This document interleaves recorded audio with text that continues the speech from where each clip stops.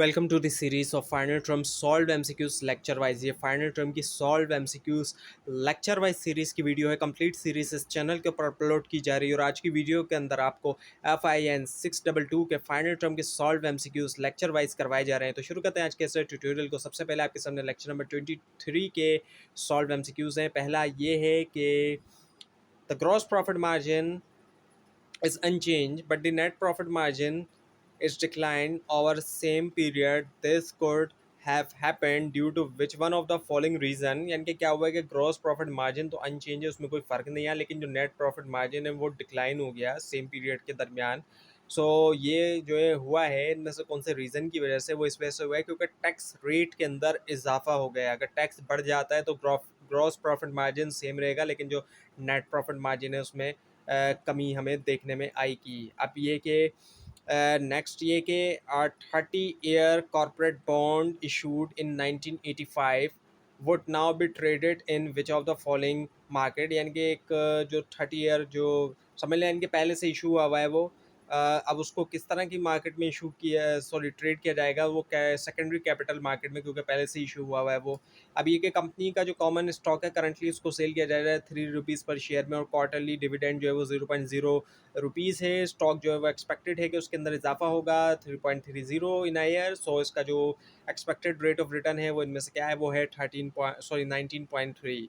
अब ये क्या, company has a dividend yield. एक डिविडेंड यील्ड जो कंपनी का 8% है, और अगर उसका डिविडेंड एक्सपेक्टेड है कि ग्रो होता है कॉन्स्टेंट रेट 5% के ऊपर। So what must be the expected rate of return on the company stock. जो एक्सपेक्टेड रेट ऑफ रिटर्न है कंपनी स्टॉक पे वो क्या है, वो है 13%। उसके बाद ये कि since the capital budgeting technique use capital flow instead of accounting flows। अब क्योंकि capital budgeting technique यूज़ करती कैश flows ना कि accounting flows को, therefore so इसी वजह से the financial manager must add back which one of the following to the analysis। तो फाइनेंशियल मैनेजर को लाजमी तौर पे ऐड करना चाहिए इनमें से कौन सा analysis. The answer is depreciation. उसके बाद ये कि which of the following statement is correct for a project with a positive net present value. इनमें से कौन सा ऑप्शन करेक्ट है एक प्रोजेक्ट के लिए पॉजिटिव नेट प्रेजेंट वैल्यू के लिए? वो है internal rate of return exceeds the cost of capital. Internal rate of return exceed कर जाता है कॉस्ट ऑफ कैपिटल।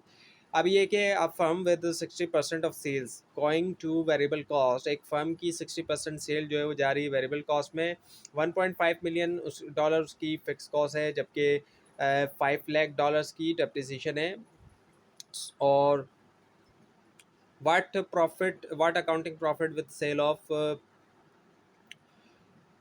क्या अकाउंटिंग प्रॉफिट बनता है अगर सेल होती है 3 मिलियन डॉलर्स की? आंसर ये है कि इसका 8 लाख डॉलर का लॉस होगा।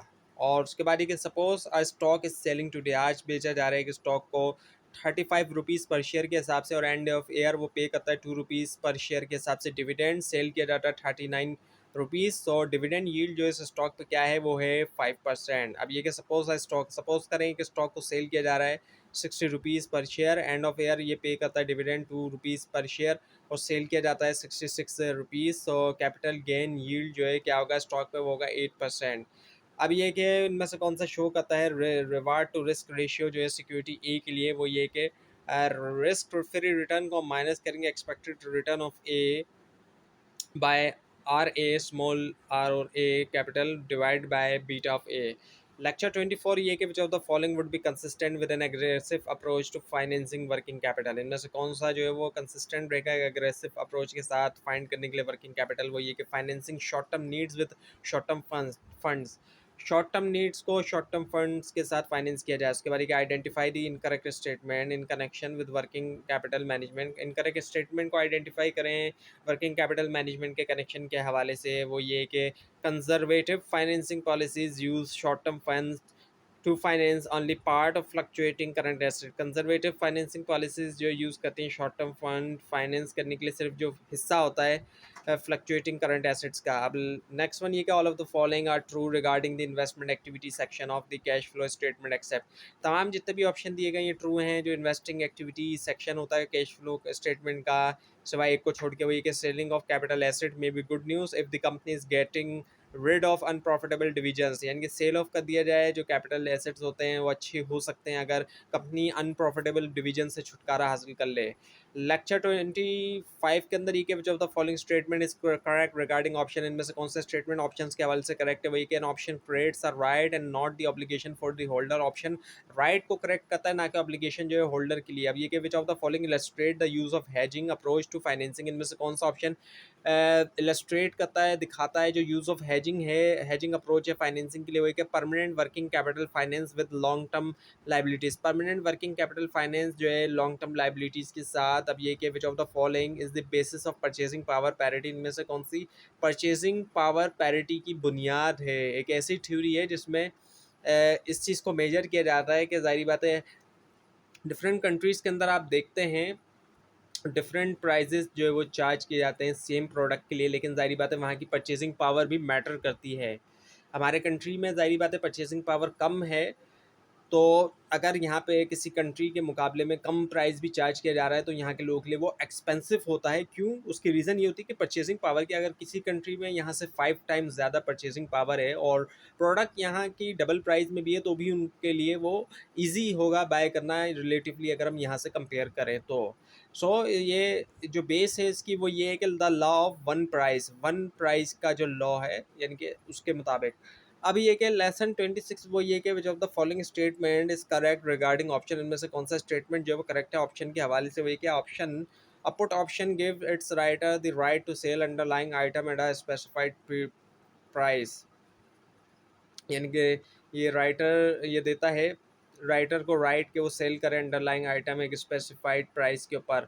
अब ये कि what which of the following could be use as a hedging tool against unfavourable movement in interest rate, इनमें से कौन सा जो है वो ऑप्शन जो उसको यूज़ किया जा सकता है हेजिंग टूल के तौर पर अनफेवरेबल जो मूवमेंट है इंटरेस्ट रेट में उनके अगेंस्ट, वो है इंटरेस्ट रेट ऑप्शन।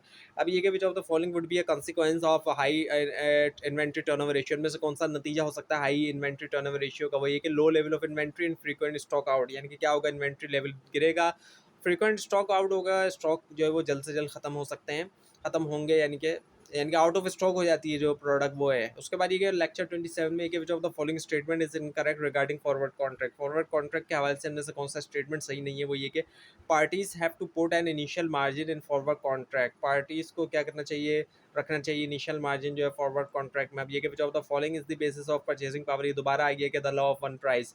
अब ये कि which of the following is correct statement regarding the law of one price, law of one price के हवाले से कौन सा इनमें से ट्रू है, करेक्ट है एक्चुअली स्टेटमेंट? वो ये कि the law of one price apply to only tradeable goods, वो ये कि ये लॉ अप्लाई किया जाता है सिर्फ ट्रेडेबल गुड्स के ऊपर। और उसके बाद ये the firm has 30 days collection period, एक फर्म के 30 days कलेक्शन पीरियड है, and it is offering terms, और ऑफरिंग टर्म इसकी क्या है, 2/10 net 30। So the estimation shows are the around 70% customers will avail this opportunity by paying within the 10 days, whereas remaining will pay after 30 days.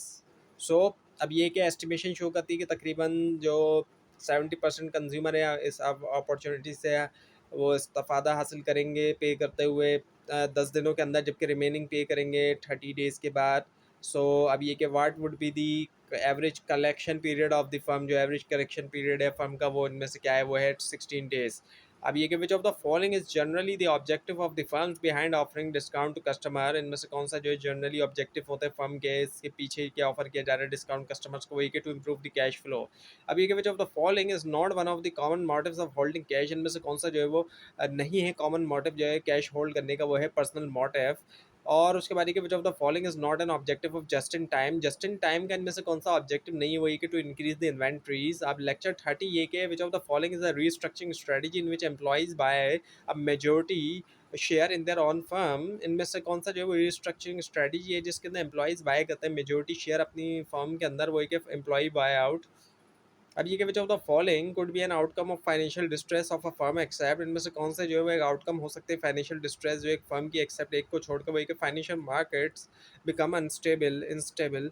उसके बाद देखिए विच of the following statement is true regarding conservative working capital policy, इनमें से कौन सा statement true है conservative working capital policy के हवाले से? वही कि high liquidity, low profitability and low risk.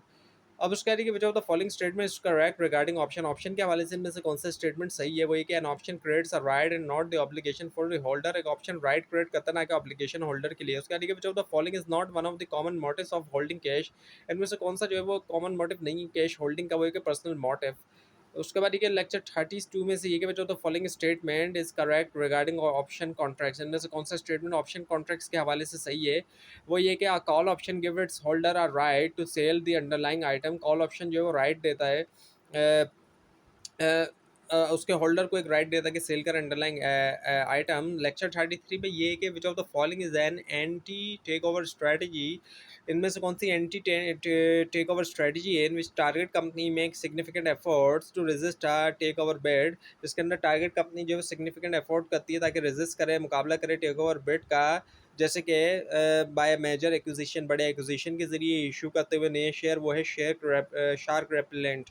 अब ये कि which of the following is generally the objective of the firm behind offering discount to customer, इनमें से कौन सा जनरली जो है ऑब्जेक्टिव है फर्म का इसके पीछे के वो ऑफर कर रहे हैं डिस्काउंट कस्टमर को, वो ये कि to improve the cash flow को इम्प्रूव करने के लिए। उसके आगे which of the following is not one of the common motives of cash holding, के होल्डिंग कैश का जो इनमें से कौन सा कॉमन मोटिव नहीं है, वो है पर्सनल मोटिव्स।